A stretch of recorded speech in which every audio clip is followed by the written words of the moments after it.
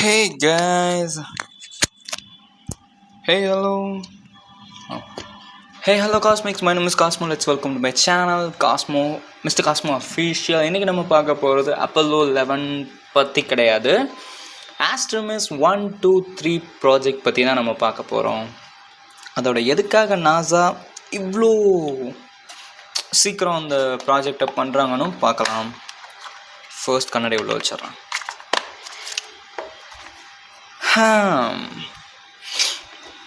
Okay காஸ்மிக்ஸ், இன்னைக்கு okay first எப்போனா Apollo 11 தான் நம்ம ஃபர்ஸ்ட் டைம் மூணுக்கு போனோம். நம்ம எல்லாத்துக்குமே தெரியும் அப்போலோ 1, 2 ஆக்சிடென்ட்ஸ், நிறைய எரர்ஸ் நடந்துச்சு, நிறைய சயின்டிஸ்ட் நிறைய எரர்ஸ் பண்ணாங்க, நிறைய ப்ராப்ளம் வந்துச்சு, நிறைய ஸ்பேஸ் செட்டில் உடஞ்சிச்சு, நிறைய டெஸ்டஸில் நிறைய பேர் உயிரிழந்தாங்க.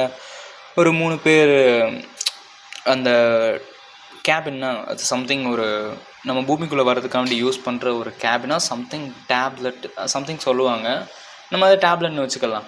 அது வந்து டெஸ்ட் பண்ணும்போது 3 பேர் இறந்துருக்காங்க. இந்த மாதிரி நிறைய விஷயங்கள் நடந்திருக்கு அப்போலோ மிஷனில். ஆஃப்டர் அப்போலோ 11 வரைக்கும், அப்போலோ 11க்கு அப்புறம் நிறைய மிஷின் போயிட்டு வந்திருக்காங்க. அப்போலோ 15 வரைக்கும் போயிட்டு வந்திருக்காங்கன்னு நினைக்கிறேன். சம் டேட்டாஸ் எனக்கு சரியாக தெரில, பட் அப்போலோ 15 வரைக்கும் போயிட்டு வந்திருக்காங்கன்னு நினைக்கிறேன். இப்போது கிட்டத்தட்ட ½ செஞ்சுரிக்கு அப்புறம் ஆஸ்ட்ரோமிஸ் அப்படின்ற ஒரு மிஷனில் போக போகிறாங்க. எதுக்காக ஆஸ்ட்ரோமிஸ்னு ஃபர்ஸ்ட் நேம் வச்சாங்க தெரியுமா? பிகாஸ் அப்பல்லோன்றது ஒரு கடவுள் நேம். எந்த மாதிரியான கடவுள்னா தெரியலை, ஆனால் அப்பல்லோவோட தங்கச்சி கடவுள் தான் ஆஸ்ட்ரோமிஸ். மேபி இவங்க 3 கடவுளாக எனக்கு சரியாக தெரியல, பட் அப்பல்லோவோட தங்கச்சி தான் ஆஸ்ட்ரோமிஸ். ஸோ செகண்ட் மிஷனுக்கு ஆஸ்ட்ரோமிஸ் வைக்கிறது தான் பர்ஃபெக்டாக இருக்கும் நம்ம யோசிச்சு பார்க்கும்போது.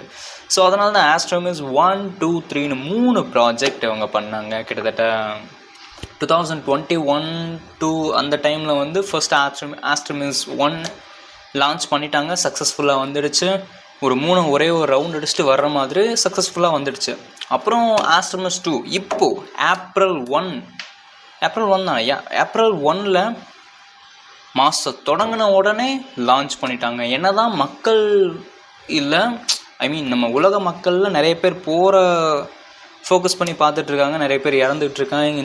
இந்த நேரத்தில் சயின்ஸ் ரிசர்ச் இந்த மாதிரியான விஷயங்களை மோஸ்ட்லி யாரும் கவனிக்க மாட்டாங்க. அது யதார்த்தம் தான், அதை நம்மளால் ஒன்றும் பண்ண முடியாது. பட் இதுலேயுமே சில பேர் சயின்ஸ் பற்றின ஸ்பேஸ் இந்த மாதிரி ஆர்வம் இருக்கிறவங்க இன்னுமே நாசா அண்ட் இந்த மாதிரி மிஷின்ஸை நோட் பண்ணி இனிமேல் ஃபாலோ பண்ணிட்டு தான் இருக்காங்க. அவங்கெல்லாம் இதுக்கு நிறைய ஆதரவு தெரிவிச்சிட்ருக்காங்க. நானுமே நாசாவுக்கு ஒரு வாழ்த்துக்கள் சொல்லுவேன். எனிவேஸ் நாசா ரொம்ப வாழ்த்துக்கள். நீங்கள் இந்த வீடியோ பார்க்க போகிறதில்ல, பட் ஸ்டில் இருந்தாலும் நான் என்னோடய வாழ்த்துக்களை சொல்லிக்கிறேன். வெற்றிகரமாக ஆஸ்ட்ரோமிஸ் 2 மட்டும் முடிஞ்சு வந்துட்டாங்கன்னா இது ஒரு 10 டே ட்ரிப். இது மட்டும் வெற்றிகரமாக முடிஞ்சு அவங்க வந்துட்டாங்கன்னா நெக்ஸ்ட்டு ஆஸ்ட்ரோமிஸ் 3 அது 2008-9 அனுப்புகிற மாதிரி பிளான் பண்ணியிருக்காங்க. எப்படின்னு தெரியல, பட் பார்க்கலாம். ஆஸ்ட்ரோமிஸ் 2 இப்போது கிளம்பி 10 நாள் ஆகும், பட் ஏப்ரல் 1 தான் கிளம்பியிருக்காங்க. இன்னும் 10 டேஸ், ஏப்ரல் 11 வரை இருக்குதுன்னு நினைக்கிறேன். ஏப்ரல் 11 or 12 இந்த டைமுக்குள்ளே அவங்க திரும்ப வந்துடுவாங்க. வெறும் ஒரு 10 நாள் ட்ரிப்பு தான். என்ன பண்ண போகிறாங்கன்னா, ஒன்றும் இல்லை, 3 இருக்குது, நம்ம பூமி இருக்குது, இங்கேருந்து கிளம்பி 3 ஒரு ரவுண்ட் அடித்து அப்படியே மாறுறது. இப்போ இறங்க போகிறதில்ல, சும்மா ரவுண்ட் அடிச்சுட்டு. ஏன்னா இப்போது நாசா நிறைய சேஃப்டி பார்க்குறாங்க. அவங்களால ரிஸ்க்லாம் எடுக்க முடியாது. மறுபடியும் ஒரு க்ரூவை ரெடி பண்ணி இதே மாதிரி பர்ஃபெக்டாக க்ரூஸ்லாம் நிறைய இருக்காங்க. பட் இருந்தாலும் உயிரிழப்புகள்னு ஏற்பட்டால் கண்டிப்பாக ஃபண்டு கொடுக்க மாட்டாங்க. அமெரிக்காவில் பல சூத்தடிகளும் அது நாசா மேலே. அப்புறம் ஸ்பேஸ் ரிசர்ச்சே ஒரு கேள்விக்குறியாயிரும் நாசாவுக்கு. ஸோ அதனால் மோஸ்ட்லி உயிரிழப்புகளை கம்மி பண்ணணும். ஸ்பேஸ்னால கண்டிப்பாக உயிரிழப்புகள் ஏற்படும், பட் இப்போ இருக்கிற டெக்னாலஜியை வச்சு அந்த மாதிரி எந்த உயிரிழப்பும் ஏற்படக்கூடாது அப்படின்றதுக்காக எல்லாத்தையும் பார்த்து செஞ்சிட்ருக்காங்க. மூச்சு வாங்குது. ஸோ அப்படி தான் இப்போ போயிருக்காங்க. எனக்கு ரொம்ப ஹாப்பியாக இருக்குது. ஏன்னா ½ செஞ்சுரி கிட்டத்தட்ட ஃபஸ்ட்டு கால் வச்சது 3ல் நீல் ஆம்ஸ்ட்ராங், 2வது கால் வச்சதும் அவர் தான். ஏன்னா 2 கால் இருக்குல்ல. என்னடா ஹியூமன் சென்ஸ்லாம் வர சரி, ஓகே. ஃபர்ஸ்ட் அப்போலோ 11ல் கால் வச்சாங்க. ஆஃப்டர் நிறைய மிஷன்ஸ் போயிட்டாங்க. அப்போலோ 15 வரைக்கும் இல்லை 15-14 வரைக்கும் போயிருக்காங்கன்னு நினைக்கிறேன். எனக்கு சரியாக தெரியல, டேட்டாஸ் எனக்கு சரியாக தெரியல. பட் நான் எதுக்காக பேச வந்தேன்னா, எனக்கு அந்த ஆஸ்ட்ரோமிஸ் எனக்கு அது முதல்ல நான் ஆஸ்ட்ரோமிஸ் 2 and 3 இதை பற்றி கேள்விப்பட்டதே இப்போ ஒரு 1 monthக்கு முன்னாடி தான். அதுக்கு முன்னால் எனக்கு கேள்விப்பட்டதில்லை. கேள்விப்பட்டதுக்கு அப்புறம் எனக்கு செம்ம இன்ட்ரெஸ்டிங்காக இருக்குது. நான் என்ன தான் ஸ்பேஸ் பற்றி இந்த மாதிரி ரிசர்ச் பற்றி தெரிஞ்சுக்கிறனாலும் எங்கே தெரிஞ்சுக்கிறது, எப்படி தெரிஞ்சுக்கிறது எல்லாமே எனக்கு இருந்தாலுமே அதில் இன்ட்ரெஸ்ட்டு கொஞ்சம் கொஞ்சமாக குறைஞ்சிட்டே வர மாதிரி எனக்கு கோவம் வருது. எதுக்கு வருதுன்னு தெரியல. பட் இப்போ தான் எனக்கு அதுக்குன்னா ரீசன் தெரிஞ்சிருக்கு. ஏன்னா சயின்ஸுன்றது ஒரு செம்மையான கான்செப்ட். அந்த கான்செப்டை நம்ம பொறுமையாக தான் கற்றுக்கிற முடியும். அதுக்குன்னு கொஞ்சம் டைம் கொடுக்கணும், ஃப்ரீ டைம் கொடுக்கணும், நம்ம பிரெயினுக்கு ஃப்ரீ டைம் கொடுக்கணும். எப்போல்லாம் டயர்டாக இருக்கோ அப்போ போய் சயின்ஸை பற்றி படித்தா அதெல்லாம் வேலைக்கே ஆகாது. ஸோ அப்படின்றப்போ நானுமே எல்லாத்தையுமே அப்படியே போகிற போக்கில் கற்றுக்கலாம்னு சொல்லிட்டு விட்டுட்டேன். இப்போது வெற்றிகரமாக போய்கிட்டு இருக்கு. ஆஸ்ட்ரோமிஸ் மிஷன் போயிட்டாங்க. என்னோட ஒரு ஆசை என்னென்னா அவங்க வெற்றிகரமாக திரும்ப வந்துடணும். வந்ததுக்கப்புறம் ஆஸ்ட்ரோமிஸ் 3 2008 and 2028 29 அவங்க மறுபடியும் போய் மூணில் மறுபடியும் நாசா எனக்கு அமெரிக்காவோ ரஷ்யாவோ சைனாவோ இல்லை இந்தியாவோ யார் கால் வச்சாலும் பிரச்சனை இல்லை. யாருனாலும் நம்ம ஹியூமன்ஸ் அங்கே கால் வச்சு அங்கே ஒரு பேஸ் கட்டுறது ஒரு பெரிய விஷயம். அந்த பெரிய விஷயத்தை மட்டும் பண்ணிட்டோன்னா நம்ம இன்னுமே ஸ்பேஸ் ரிசர்ச்சில் ஒரு படி மேலே போயிடுவோம். இது மூலம் நமக்கு இன்னும் நிறைய விஷயம் தெரிய வரும், நிறைய விஷயத்தை நம்மளால் புரிஞ்சுக்க முடியும். ஸோ அது ரொம்ப முக்கியம். அது ரொம்ப ரொம்ப முக்கியம். ஏன்னா நம்ம ஸ்பேஸ் எவ்வளோ தான் நம்ம பூமிக்குள்ளே இருக்கிற விஷயங்கள் ரிசர்ச் பண்ணாலும் ஸ்பேஸ் பற்றி நம்ம ரிசர்ச் பண்ணணும். பூமியில் இருக்க நிறைய விஷயங்களே நமக்கு இன்னும் குழப்பமாக இருக்குது. ஆள் கடலுக்கு போய் ரிசர்ச் பண்ணுறது, இன்னுமே நம்ம கடலை முக்கால்வாசி நம்ம ரிசர்ச் பண்ணவே இல்லை. ஏன்னா நமக்கு அந்த தேவையில்லை. சில கடல்கள் பகுதிக்கெல்லாம் போகிறதே நம்ம பக்கத்துலேயே ரிசர்ச் பண்ணியாச்சு. இன்னுமே சில ஆழமான கடல்கள் இருக்குது, அந்த இடத்துக்கு போக முடியலை. ஏன்னா அவ்வளோ டெக்னாலஜி இல்லை. ஏன்னா தான் நார்மலாக ஒரு சிக்னல் அனுப்பி மேக்னெட்டிக் வேவ்ஸாக சம்திங் ஒரு சிக்னல் அனுப்பி அது மூலமாக மேப் எடுப்பாங்க, நம்ம கடலோட மேப்பை. பட் இருந்தாலுமே உள்ளுக்குள்ளே என்ன உயிரினங்கள் இருக்குது அதை பற்றிலாம் இன்னுமே நிறைய ரிசர்ச் பண்ணிகிட்டு இருக்காங்க. இன்னுமே நமக்கு நிறைய விஷயங்கள் நம்ம பூமியிலேயே கடலுக்குள்ளே தெரியாத விஷயங்கள் நிறைய விஷயங்கள் இருக்குது. ஸோ அப்படின்றப்போ நம்ம 2 விஷயத்தை பற்றியுமே ரிசர்ச் பண்ணிகிட்ருக்கோம், ஸ்பேஸ் பற்றியும் நம்ம பூமி பற்றியும். அப்படின்றப்போ நம்ம ஸ்பேஸ் ரொம்ப முக்கியம். அதை பற்றி ரிசர்ச் பண்ண தான் நாம் யார், எதுக்காக இங்கே இருக்கோம், நம்ம இருக்கிறது ஆக்சிடெண்ட்டாக இல்லை நம்ம இருக்கிறது ஒரு வகையான பிளானிங்காக விடணும் எனித்திங்கில். நம்ம இங்கே ஹியூமனாக பிறந்திருக்கிறதே ஒரு ஆக்சிடெண்ட் தான் நான் நினைக்கிறேன். சில விஷயம்லாம் கேள்விப்பட்டிருக்கேங்க, நடக்கிறது எதுவும் ஆக்சிடெண்ட் இல்லை, எல்லாமே ஒரு காரண ஃபக்கோடு நடக்குதுன்னு சொல்லிட்டு. But what I'm thinking about, எனக்கு எல்லாமே ஒரு ஆக்சிடெண்ட் மாதிரி இருக்குது. லைக் எப்படி ஹைட் ஒரு ஆட்டமும் 2 ஆட்டம் சேர்ந்தால் ஹைட்ரஜன் உருவாகுது. இப்போ இந்த 2 ஆட்டம் சேர்றது யாரும் எழுதி வைக்கல. பட் ஆட்டம் எப்படி உருவாச்சுன்னு யாருக்கும் தெரியாது.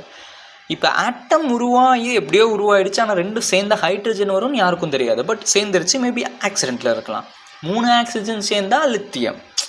இப்படி ஒவ்வொரு ஆக்சிஜனாக ஒன்று சேரும்போது ஒவ்வொரு இதாக க்ரியேட் ஆகுது. கார்பன் டை ஆக்சைடும் ஹைட்ரஜனும் சேர்ந்தால் ஆக்சிஜன் H2O. இது எல்லாமே கேஸ் தான். இப்படி ஒவ்வொரு ஆட்டம் இப்படி ஆட்டம்ஸ் ஒன்று சேரும்போது தான் எல்லாம் நடக்குது. பட் அந்த ஆட்டம்ஸ் ஒன்று சேர்றது ஆக்சிடெண்ட்டாக இல்லை யாரும் இது பண்ணி வச்சதா, மேபி அது ஆக்சிடெண்ட்டாக இருக்கும் தான் எனக்கு தோணுது. இந்த உலகத்தில் இருக்க எல்லாமே எனக்கு ஆக்சிடெண்ட்டாக தோணுது. பட் எங்கே இப்போது ஒரு பெஸ்ட் இதுனா, நம்ம என்னதான் ஆக்சிடெண்ட்டில் பிறந்திருந்தாலும் நம்மளோட லைஃப், நம்ம சுற்றி இருக்கிற என்விரான்மெண்ட், எவ்ரிதிங் நம்ம கைக்குள்ளே இருக்குது. எல்லாமே நம்ம கைக்குள்ளே இருக்குது. ஏன்னா நம்ம ஆக்சிடெண்ட்டாக இருந்தாலும் அதுக்கப்புறம் வளர்ந்ததுக்கப்புறம் நம்மளோட வாழ்க்கையை என்ஜாய் பண்ண ஆரம்பிச்சிடும். நமக்குன்னு ஒரு தனி கான்சியஸ் இருக்குடா, நமக்கு இந்த தனி பிரெயின் இருக்குது. நம்ம யார் சொல்லணும்னு கேட்கணும்னு அவசியம் இல்லை. அதோட நான் ஒன்றும் நார்த் கொரியாலையும் பிறக்கலை. இவங்க சொல்கிறதான் பண்ணணும், கிங்ஸ் மாலை புளுத்து கிங் ஜாங் ஓன் போடாதாயில். ஆனால் அங்கே இப்படி சொல்ல முடியாது, இங்கே என்னால் சொல்ல முடியும். நல்ல வேலை நான் ஒரு ஃப்ரீடமான ஒரு மாதிரி கொஞ்சம் நல்ல ஃப்ரீடமான, என்னை யாரும் கேட்க முடியாது. இங்கே இருக்க ரூல்ஸை ஃபாலோ பண்ணணும், மற்றவங்கள ஹர்ட் பண்ணக்கூடாது.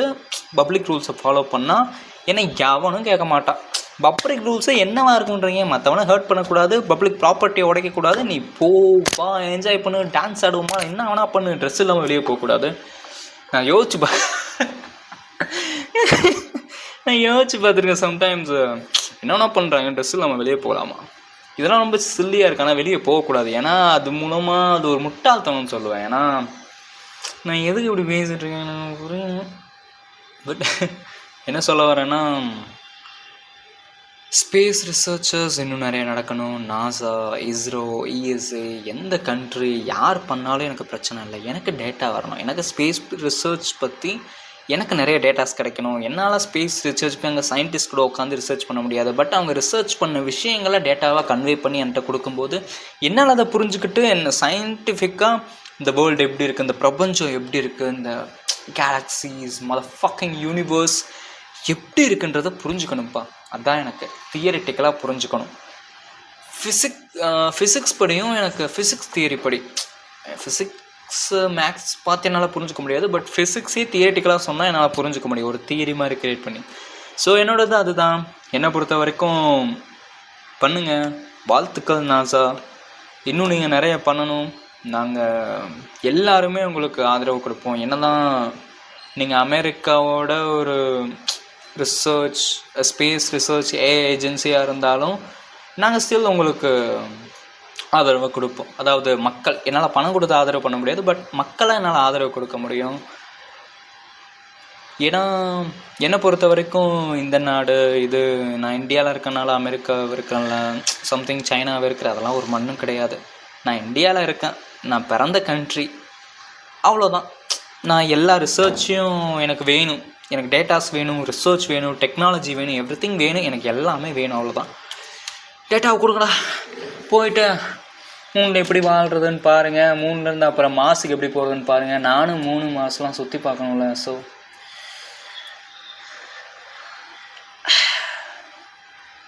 பார்த்து போயிட்டு வாங்க. ஆஸ்ட்ரோனட்ஸ் கிட்டத்தட்ட 4 பேர்கிட்ட போயிருக்காங்க. வெற்றிகரமாக பார்த்து போயிட்டு வாங்க. எனிவேஸ் நாசா, ட்ரம்ப்பு தாயினை மட்டும் சும்மா இருந்தது தான் இன்னும் கொஞ்சம் நல்லா இருந்திருக்கு. பட் ஓகே, அதுக்கும் நாசாவுக்கு என்ன சம்மந்தம்? Okay NASA, have a nice day, have a nice மிஷனை நல்லா முடிங்க. உங்களுக்கு என் ஆதரவு எப்போ இருக்கும், நிறைய பேரோட ஆதரவு உங்களுக்கு இருக்குது.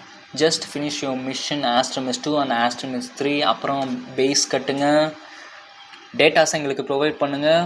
Thank you so much for your contribution and space researchers and everything. Thank you so much and stay peace of your life cosmics. Until then நான் உங்களை நெக்ஸ்ட் வீடியோவில் இன்னும் கொஞ்சம் இன்ஃபர்மேஷனோட வந்து பார்க்குறேன். பாய், see you later.